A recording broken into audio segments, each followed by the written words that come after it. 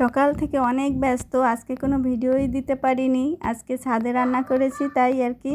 তো ছাদে একটু কাজবাজ করতে হয়েছে। যাই হোক, আমার এদিকে একটা পার্সেল চলে আসছে, তো এটার ভিডিওটা করে তোমাদের মাঝে শেয়ার করতেছি। কারণ ভিডিও করা হয়েছে কিন্তু এডিট করা হয়নি, ভয়েসও দিতে পারিনি, তাই ভাবলাম এই ছোট্ট একটু ভিডিও দিয়ে দিই তোমাদের মাঝে। আমি পার্সেলটা আনবক্সিং করতেছি। আর দেখো, প্যাকেজিংটা তো তেমন একটা ভালো করেনি, খুলে দিয়েছে কিনা বলতে পারি না, কারণ আমার ছেলেকে দিয়ে রিসিভ করাইছি পার্সেলটা।